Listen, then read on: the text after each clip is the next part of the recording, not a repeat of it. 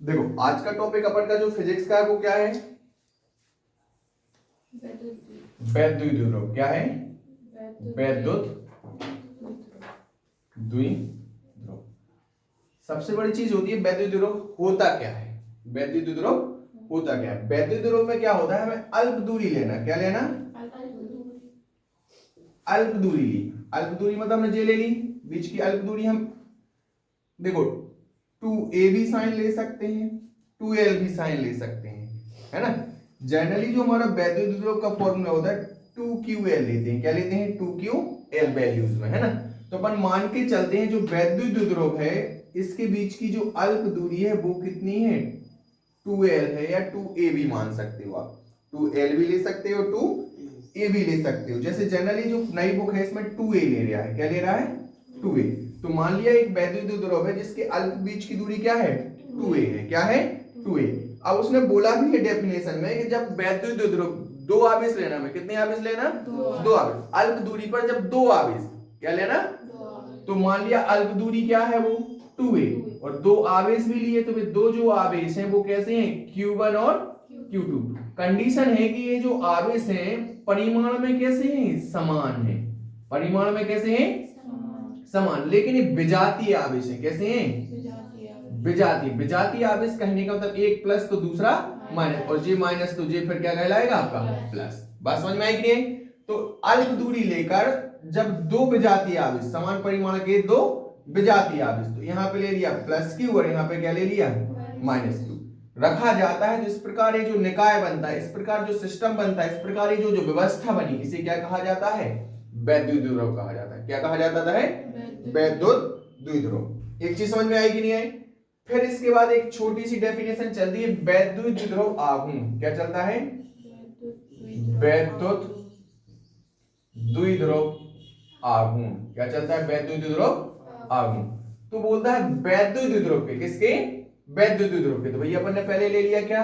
वैद्युत द्विध्रुव। वैद्युत द्विध्रुव के क्या होता है? बीच की दूरी कितनी होती है? 2a। एक पर प्लस q और एक पर, लेकिन इनके दोनों के जो परिमाण है वो क्या है? समान। अकेली प्रकृति को दर्शा रहा है कि प्लस है और ये कैसा है? माइनस। लेकिन इसका जो नंबर वैल्यू है वो कैसी है? इक्वल है। ठीक है, मतलब इनका जो मान है वो समान है, बस प्रकृति के लिए दर्शा रहा है कि ये धनात्मक है और ये कैसा है? तो ये हमारा क्या हो गया? वैद्युत द्विध्रुव। हम फाइंड क्या कर रहे हैं? वैद्युत द्विध्रुव आघूर्ण। वैद्युत द्विध्रुव आघूर्ण को रिप्रेजेंट करते हैं P से। किससे रिप्रेजेंट करते हैं? P से। बोलता है वैद्युत द्विध्रुव आघूर्ण कि वैद्युत द्विध्रुव के, किसके? वैद्युत द्विध्रुव के किसी एक आवेश, किसी एक आवेश, चाहे Q प्लस ले लो या Q माइनस, वैल्यू तो उनकी समान है, बस प्लस माइनस शो करता है कि हम प्लस है और माइनस है। तो हमने परिमाण ले लिया कि किसी एक आवेश और बीच की दूरी कितनी है? 2a के गुणनफल को, क्या कहते हैं? वैद्युत द्विध्रुव आघूर्ण कहते हैं। क्या कहते हैं? वैद्युत द्विध्रुव आघूर्ण। बात समझ में आई? वैद्युत द्विध्रुव क्या होता है? जब अल्प दूरी पर, कितनी दूरी ले पर? अल्प दूरी पर दो विजातीय आवेश, कंडीशन क्या है? परिमाण उनके कैसे हैं? समान पर रखा जाता है। तो इस प्रकार जो निकाय व्यवस्था बनता है उसे क्या कहते हैं? वैद्युत द्विध्रुव कहते हैं। आई बात समझ में?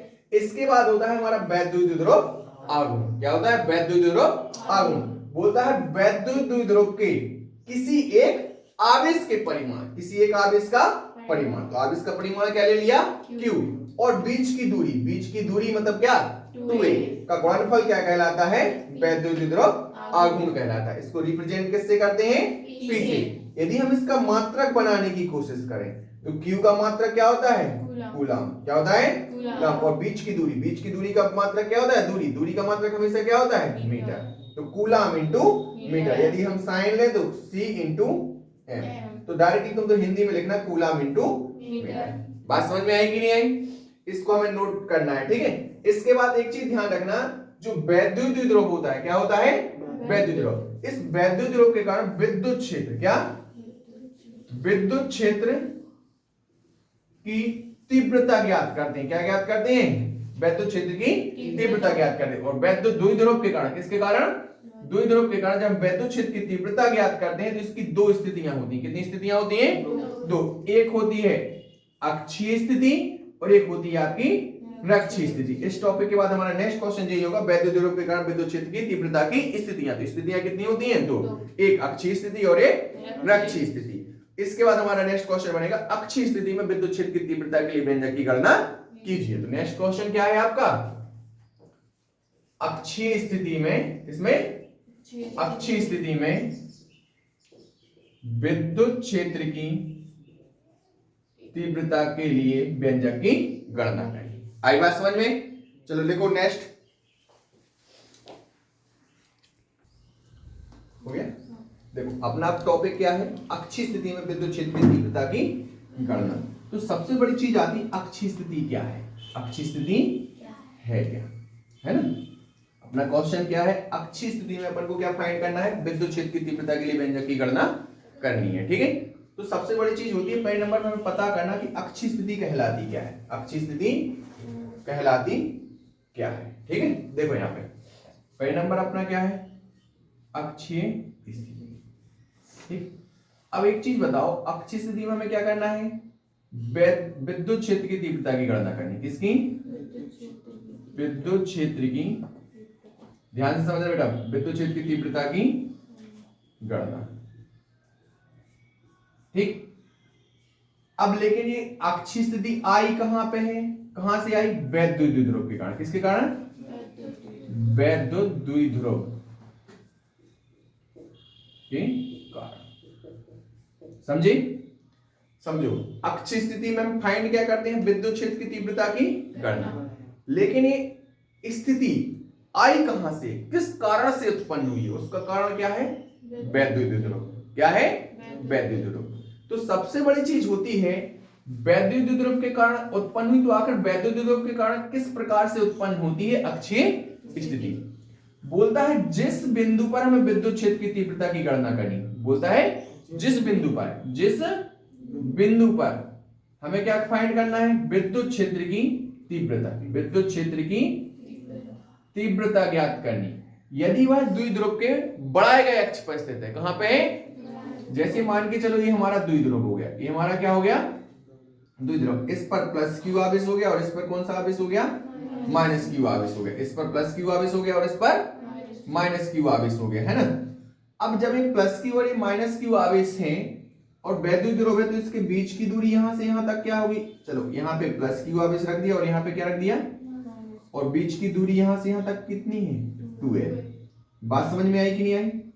इसका नाम दे दिया बिंदु A और इसका नाम दे दिया बिंदु B।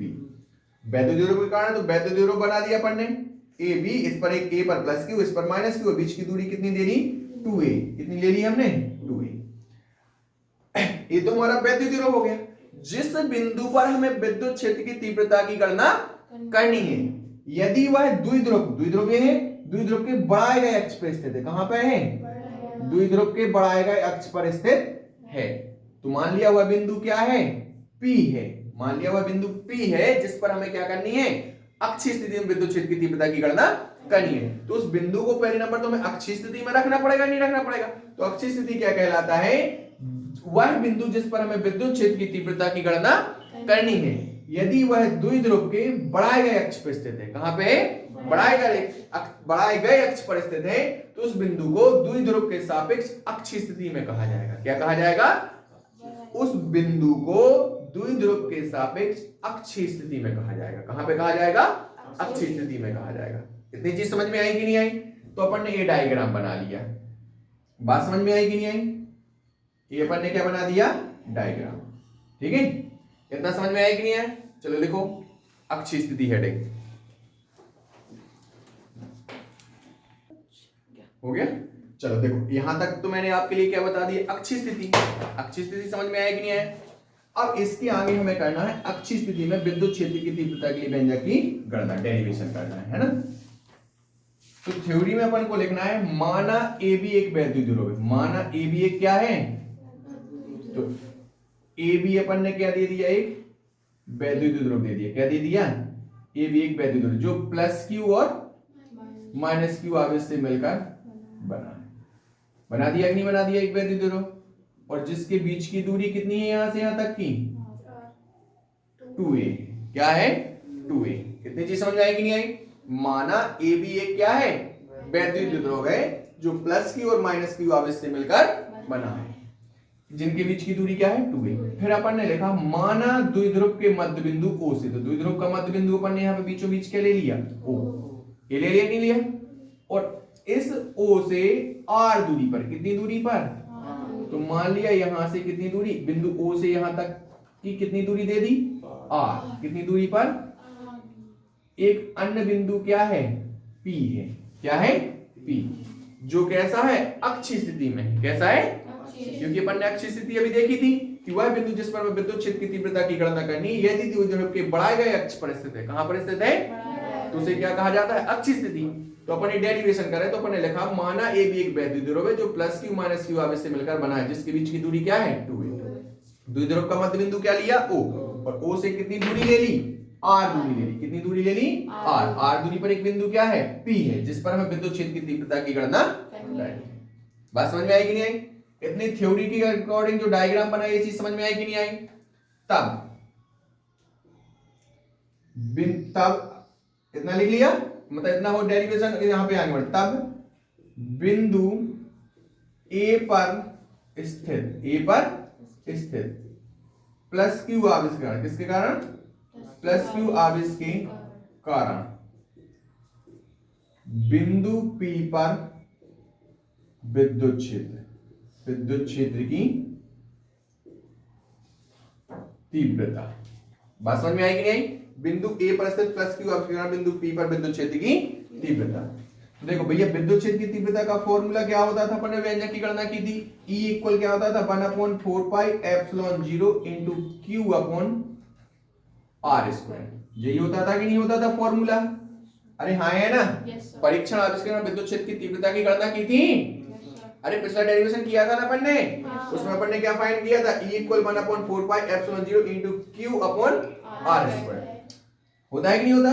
तो यहाँ पे बिंदु A है, तो यहाँ पे अपन ने मान लिया EA ले लिया साइन, क्या ले लिया EA, मतलब A पर स्थित, हाँ है ना, या ABCD कुछ ना देके यहाँ पे हमने मान लिया E1 है, कितना है E1, वैल्यू पुट कर दें तो क्या आ जाएगा 1/4 pi epsilon not into Q की जगह पे प्लस Q, तो प्लस Q प्लस साइन तो हमें शो करता है कि हम प्लस है कि माइनस, उसको लिखने से तो कोई मतलब है नहीं, तो यहाँ पे क्या लिख दिया Q अपॉन R स्क्वायर क्या होता है बीच की दूरी। तो भैया बिंदु A से P पे, A से P, A पे क्या है प्लस Q है, प्लस Q के कारण बिंदु P की निकाला है कि नहीं निकाला है, तो A और P के बीच की दूरी चाहिए पड़ेगी कि नहीं चाहिए पड़ेगी, तो अपन यहाँ पे बीच की दूरी क्या लिखेंगे AP का स्क्वायर।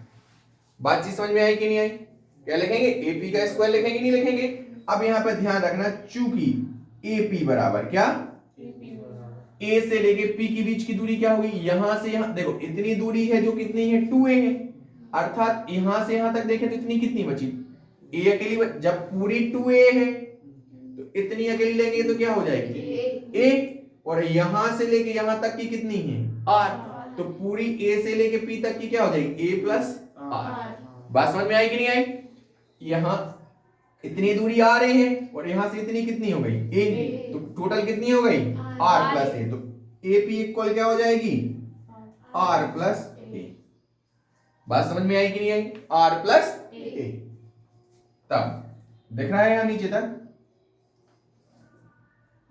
देखो यहाँ पे वैल्यू पुट करते हैं तो E1 इक्वल क्या, E1 इक्वल क्या हो जाएगा 1/4 pi epsilon 0 into Q upon यहाँ पे क्या हो जाएगा AP की वैल्यू अपन ने क्या फाइंड की R प्लस A का होल स्क्वायर। समीकरण कौन सा हो गया, इतना समझ में आया कि नहीं है, इतना समझ में आया कि नहीं है। इसी प्रकार अब इसके आगे क्या लिखेंगे अपन, इसी प्रकार जैसे इसको फाइंड किया ऐसे ही हम किसके कारण बिंदु P पर क्या स्थित है माइनस Q, और इस माइनस Q आवेश बिंदु P पर विद्युत क्षेत्र की तीव्रता। इसी प्रकार बिंदु B पर स्थित माइनस Q आवेश के कारण, किसके कारण माइनस Q आवेश के कारण बिंदु P पर विद्युत क्षेत्र की तीव्रता। डायरेक्टली वैल्यू रखें, आप बार बार फॉर्मूला तो लिखेंगे नहीं, तो जहां पे E था 1 था वहां पे क्या हो जाएगा 2, और यहाँ पे हमारा क्या था 1/4 पाई एप्सिलॉन नॉट। अब क्यू की जगह पे अब क्या आ जाएगा माइनस क्यू, माइनस का साइन लिखना नहीं तो क्या आ जाएगा क्यू और आर स्क्वायर। आर मतलब अब यहाँ पे बीच की दूरी क्या है बी से पी। यही हुई कि नहीं हुई? अरे हाँ है ना? तो यहाँ पे क्या हो जाएगा बी से पी। अब चूंकि हमें पता होना चाहिए बीपी, बी से लेके पी पूरी दूरी कितनी क्या बीपी स्क्वायर है ना। अब यहाँ पे बीच की दूरी टोटल यहाँ तक की दूरी कितनी है आर, इतनी हमने कम कर दी तो क्या बचेगा आर माइनस ए बचेगा नहीं बचेगा। इतनी दूरी क्या है इस साइड की ए, अब पूरी दूरी कितनी थी आर, तो आर में से हम ए घटा दे तो इतनी बचेगी कि नहीं बचेगी? हाँ या ना? तो यहाँ पे क्या बचा आर माइनस ए। तो यहाँ पे हमारा E2 इक्वल क्या हो जाएगा 1/4 pi epsilon not into Q upon में क्या हो जाएगा आर माइनस ए का होल स्क्वायर। समीकरण कौन सा हो गया? हाँ या ना? अब हमें क्या देखना है चूंकि क्या चूंकि E2 बड़ा है किससे E1 से, किससे E2 बड़ा है किससे E1 से, इसलिए परिणामी क्या परिणामी विद्युत क्षेत्र की तीव्रता, इसलिए परिणामी विद्युत क्षेत्र की तीव्रता तो क्या हो जाएगा परिणामी विद्युत क्षेत्र क्या मान लिया ई मान लिया, क्या मान लिया ई। और हमेशा से रूल्स कहता है बड़ी वैल्यू से क्या घटाओ छोटी वैल्यू, तो बड़ी वैल्यू क्या है E2 और छोटी वैल्यू क्या है E1। तो यहाँ पे क्या हो जाएगा E2 माइनस E1। इतना समझ में आया कि नहीं है? अब एक चीज हमें बताओ, जो हमने यहाँ पे E2 को बड़ा मान लिया है किससे E1 से, ये कहीं लिखा है क्या E2 बड़ा है कि E1 बड़ा है? नहीं, हमने माना है कि नहीं है, तो हमें प्रूफ भी करना है कि ये ज्यादा है कि E2 रियल में बड़ा है कि नहीं, कि हमने बुक की लैंग्वेज को छाप दिया। तो देखो ये प्रूफ करना, समझो जैसे मान के चलो यहाँ पे शेर है, क्या है शेर है, एक बिंदु ए है, हाँ है ना। अभी शेर कहाँ पे है यहाँ पे है कि नहीं है? अब बिंदु ए है, ए पर यहाँ पे किसको बिठा दें हम महक को बिठा दिया हमने, किसको बिठा दिया अब महक ही आंसर देगी, ठीक है जी महक बनी, ठीक है। अब जब शेर बिंदु ए पे है, कहां पे है और धीरे धीरे शेर चल के कहां पे आ गया बी पे, आगे कि नहीं आ गया? तो अब बताओ महक को डर ज्यादा कब लग रहा था जब बिंदु ए पे था शेर कि बिंदु बी पे था शेर? डर कब ज्यादा लगेगा बी पे। क्यों? क्योंकि जैसे ये नजदीक आता जा रहा है शेर की जो डर है वो क्या होता जा रहा है बढ़ता जा रहा है, अर्थात उसकी तीव्रता क्या होती जा रही है बढ़ती जा रही है बढ़ती जा रही। मतलब जिस बिंदु पर हमें विद्युत क्षेत्र की तीव्रता की गणना करनी है, जिस बिंदु पर हमें विद्युत क्षेत्र की तीव्रता की गणना करनी है, तो वह एक बार प्लस बिंदु ए पर क्या है प्लस क्यू आवेश और बिंदु बी पर क्या है माइनस क्यू आवेश। तो बिंदु P के कंपेयर में देखा जाए तो A जो बिंदु है B की तुलना में कैसा है अधिक दूर है, कैसा है बिंदु P पर तो हम विद्युत क्षेत्र की तीव्रता की गणना कर रहे हैं, लेकिन यदि हम B और A का कंपेयर करें तो B की अपेक्षा A कैसा है ज्यादा दूर, अर्थात इसका प्रभाव कैसा होगा बिंदु P पर कम, इसलिए इसकी तीव्रता कैसी होगी कम। लेकिन जो बिंदु B है उस पर माइनस क्यू आवेश है, लेकिन B और P की डिस्टेंस कैसी है की अपेक्षा कम है, जब दूरी कम है तो तीव्रता कैसी होगी अधिक। तो देखो बिंदु B पे जो बिंदु था Q था उस पे क्या निकाला अपन ने E2 निकाला कि निकाला, ये पास में इसलिए इसका मान कैसा होगा अधिक, किसके कंपेयर में E1 के कंपेयर। बात समझ में आई? तो अब बताओ E1 बड़ा हुआ कि E2? तो E2 में से हम किसको माइनस करेंगे E1 को माइनस करेंगे तो हमारा क्या निकल आएगा परिणामी विद्युत क्षेत्र की तीव्रता। इतना समझ में आया कि नहीं है? अब इसका मान रख दे तो E इक्वल क्या हो जाएगा, मान रखो E2 का मान क्या है 1/4 pi epsilon 0 into Q upon r minus a का स्क्वायर, बीच में कौन सा साइन आएगा माइनस। E1 का मान रखा, E1 का मान क्या है 1/4 pi epsilon 0 into Q upon यहाँ पे क्या आ जाएगा आर प्लस ए का स्क्वायर। वो को इतना समझ में आया कि नहीं है? अरे आया कि नहीं पक्का? अब इन दोनों वैल्यू में देखो क्या मिल रहा है common, E equal 1/4 pi epsilon not into Q को हमने क्या निकाल दिया, तो यहाँ पे जे कॉमन निकाल दिया तो क्या बचा 1/r माइनस ए का होल स्क्वायर। जी माइनस का साइन, जी हमने 1/4 pi epsilon not into Q common निकाल दिया, तो यहाँ पे क्या बचा 1/r+a का चक्कर अक्कर तो नहीं आ रहे ना, ग्लूकोज की व्यवस्था है हमारे तक। आया समझ में कि नहीं आया? पक्का?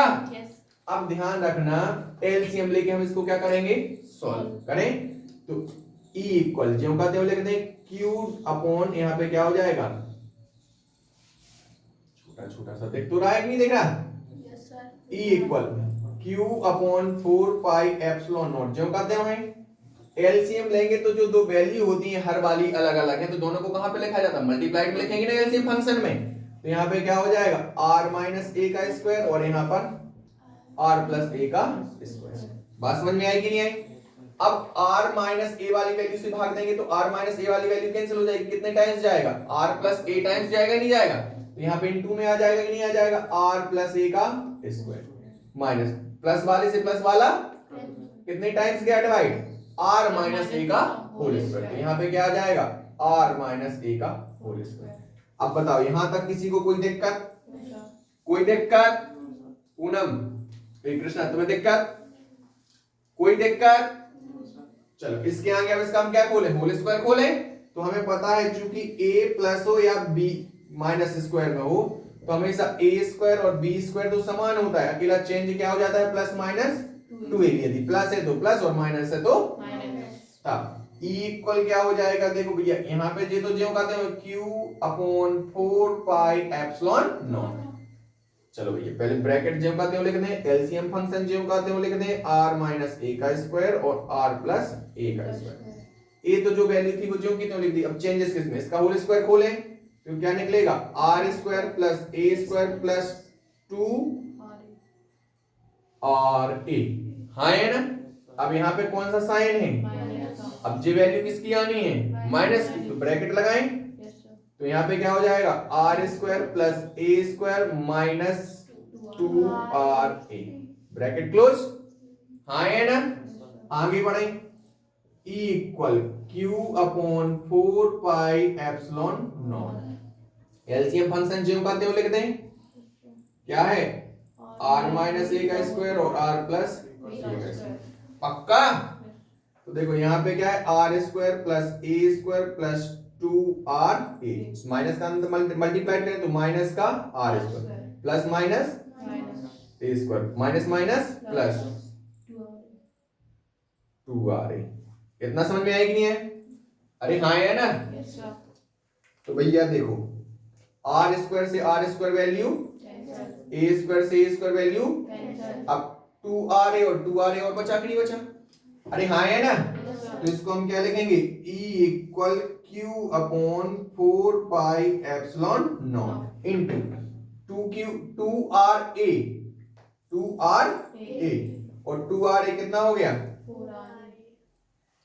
नहीं 2ra।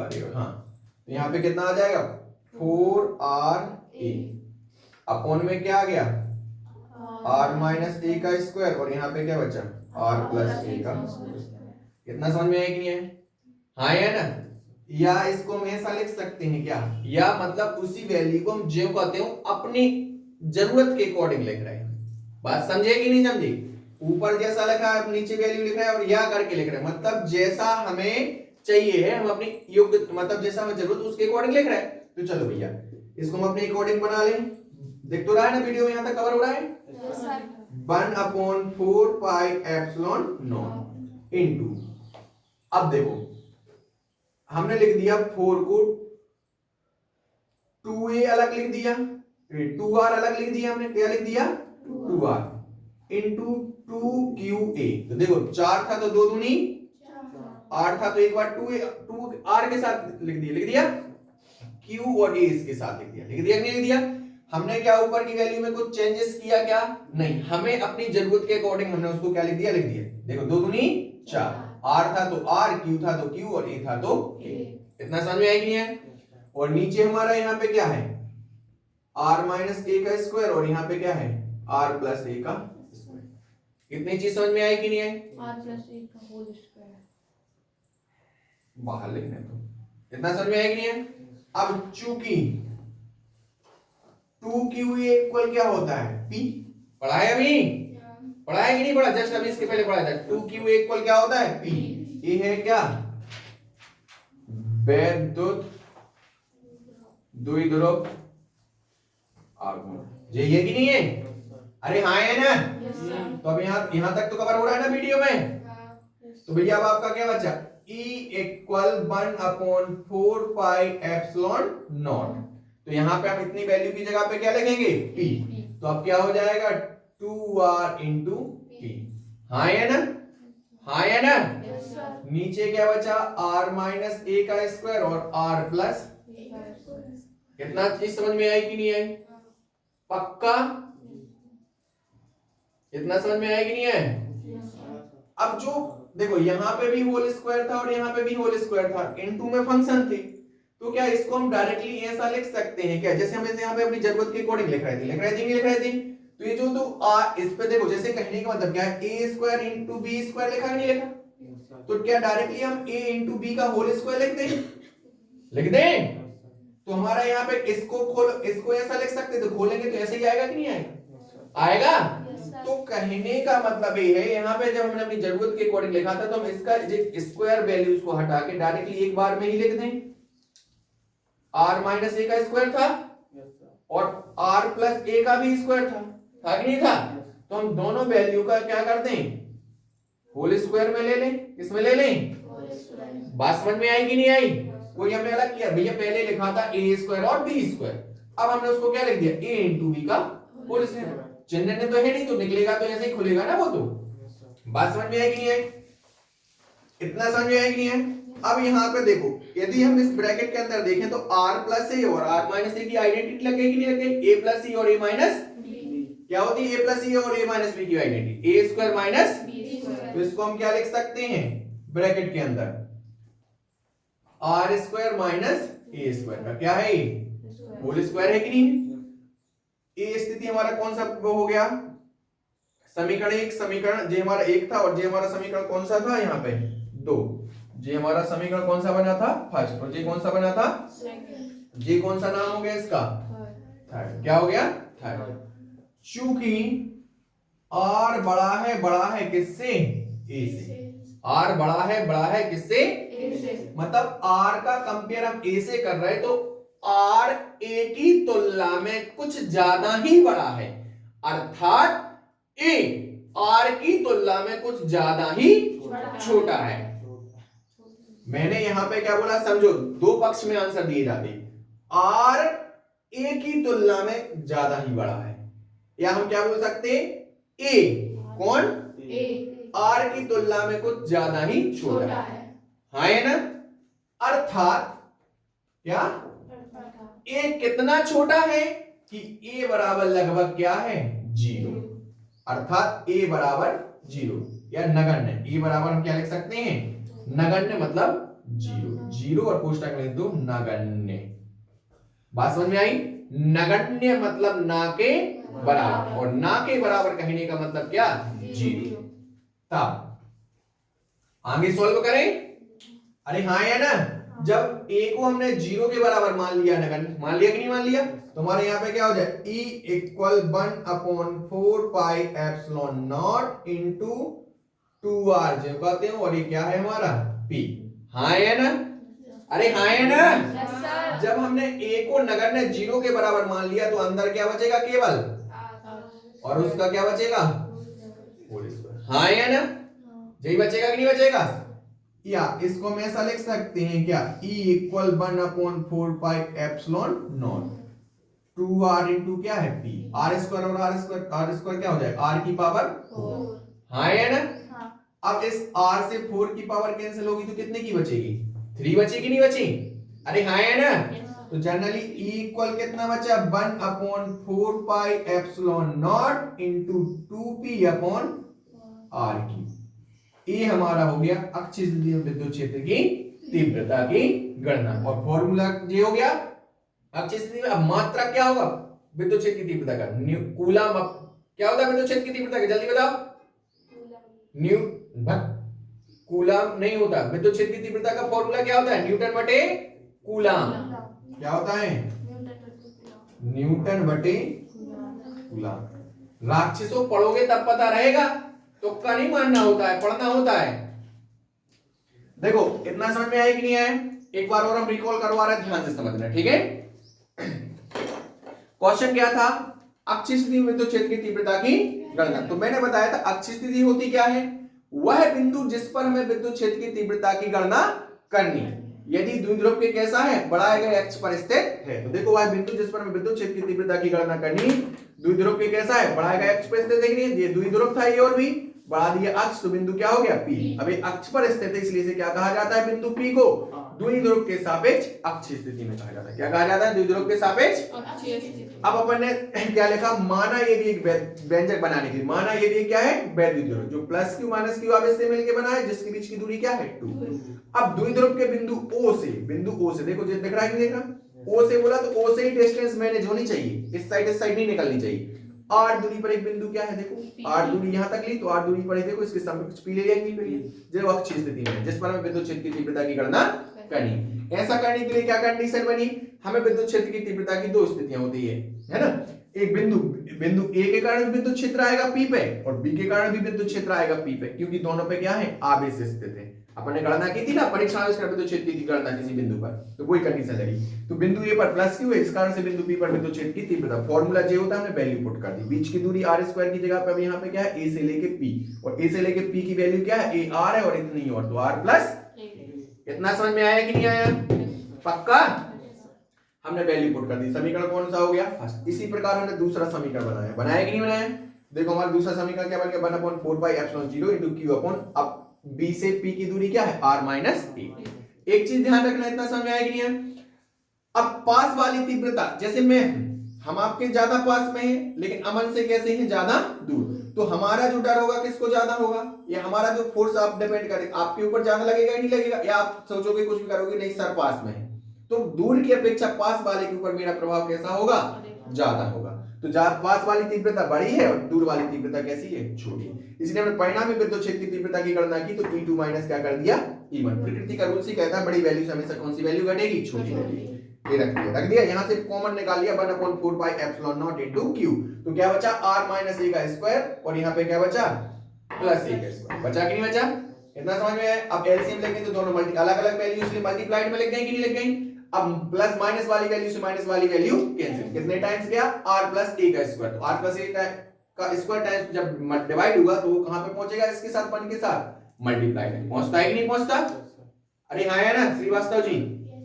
इसके बाद r प्लस a का स्क्वायर से r प्लस a का स्क्वायर वैल्यू कैंसिल, डिवाइड कितने टाइम्स हुआ? r माइनस a का होल स्क्वायर टाइम्स, और इसका मल्टीप्लाइड किसमें होगा? 1 में। तो जी ज्यों करते हो आगे कि नहीं आ गया? इसके बाद हमारे a प्लस c का स्क्वायर और a माइनस b का होल स्क्वायर खोलना है कि नहीं खोलना? तो हमने r a square plus b square plus 2ab, plus है तो प्लस, माइनस है तो माइनस। तो हमने देखो प्लस वाली भी खोल दी और यहाँ पे माइनस वाली को डायरेक्टली मल्टीप्लाई नहीं किया हमने, माइनस कर, नहीं तो आपको समझ में नहीं आता, इसलिए हमने एक लाइन और बढ़ाई। अब इस माइनस के अंदर मल्टीप्लाई करेंगे तो प्लस की वैल्यू किसमें हो गई? माइनस, प्लस की वैल्यू किसमें? माइनस, और माइनस की वैल्यू किसमें हो गई? तो r square a square cancel हो गया, हमारा 2r बचा कि नहीं बचा? हाँ है ना? अब j वाली नगण्य वाली स्थिति यही मत लगा देना, नहीं तो ये भी a 0 हो जाएगा और ये भी 0 हो गया। जब मल्टीप्लाइड ऊपर पूरा 0 हो जाएगा तो पूरा क्या हो गया? 0 हो जाएगा। तो ये स्थिति कब लगानी? लास्ट में। j वाली स्थिति लास्ट में ही लगानी, पहले मत लगाना। तो यहाँ पे हमने देखा 2 और 2 4r हो गया। इसको हमने अपनी जरूरत के अकॉर्डिंग क्या लिख दिया? 2r into 2qa। 2qa की वैल्यू क्या होती है? p क्या है हमारा? वैद्युत द्विध्रुव। कितनी चीज समझ में आएगी नहीं है? हमने यहाँ पे वैल्यू पुट कर दी, तो हमारा समीकरण कौन सा बन गया? 3। अब समीकरण 3 के बाद हमें स्थिति लगानी कि जो a है r की तुलना में कैसा है? कुछ ज्यादा ही छोटा है। हमने देखा कितना छोटा है, तो भैया r की तुलना में ज्यादा ही छोटा है, अर्थात a इक्वल लगभग कैसा है? नगण्य। नगण्य का मतलब क्या होता है? ना के बराबर। तो ना के बराबर मतलब क्या हो गया? 0। तो हमने 0 वैल्यू पुट करी, तो यहाँ क्या बचा? r स्क्वायर का होल स्क्वायर बचा कि नहीं? बचा स्क्वायर का मल्टीप्लाइड होगा तो कितने हो जाएंगे? 4 हो गए कि नहीं हो गए? अब ऊपर r है और नीचे r की पावर 4 है, तो r से 4 कैंसिल होगा, कितने टाइम्स बचा? 3 टाइम। तो हमारा जो परिणामी रूप से आ गया E इक्वल 1/4πε0 into 2p upon r cube newton के कूलम। बच्चों a है अक्षीय स्थिति में विद्युत क्षेत्र की तीव्रता की गणना। वेरी IMP है बोर्ड के हिसाब से, समझ में आ रहा है? 100% छपता है बोर्ड में ये क्वेश्चन, इसलिए ऑफलाइन वाले बच्चे भी बहुत अच्छे से इसको कवर कर लें और ऑनलाइन वाले बच्चे भी बहुत अच्छे से कवर कर लें। जिसको भी प्रॉब्लम हो हमसे भी पूछ सकता है, नहीं तो बार बार घर में जाके वीडियो को देख सकता है। समझ में आया कि नहीं है? लेकिन कल हमसे ये डेरिवेशन बनना ही चाहिए। सर ए का मान कैसे पता चला कि 0 है? क्या ए का मान? ए का मान बेटा अपन ने स्थिति लगाई ना, आर की तुलना में ए कैसा है? बहुत छोटा है। हाँ वही। क्योंकि अपन ने जब वैद्युत द्विध्रुव की परिभाषा पढ़ी थी तो उसमें लिखा था जब दो समान परिमाण के विजातीय आवेश को अल्प दूरी पर रखा जाता है, और वो अल्प दूरी क्या ली थी? 2a।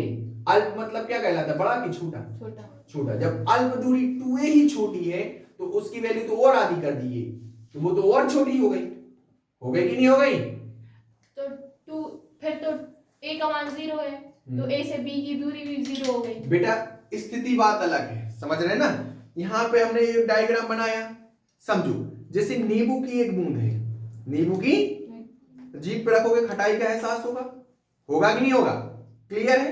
मतलब जब बूंद ए थी तो उसकी पर्सनल अकेले अपने आप में बिंदु ए मतलब एक बूंद थी तो उसकी वैल्यू है, लेकिन हमने उस एक बूंद को किसमें मिला दिया? एक गिलास पानी में मिला दिया, तो अब उस बूंद की कोई वैल्यू बची क्या? नहीं। तो वो क्या आ गई? एक बूंद की पानी में मिलाने की स्थिति बन गई। क्या बन गई? जिस वजह से वो क्या हो गया? 0। जब वो अपने आप में सेपरेट फॉर्म में था तब तो उसकी वैल्यू थी, तो यहाँ पे सेपरेट फॉर्म में है तो उसकी वैल्यू है। यहाँ पे अपन ने क्या बनाई? स्थिति बनाई आर की और ए के कंपेयर करने की, इस कारण से वो क्या हो गई? 0। बात समझ में आई कि नहीं आई?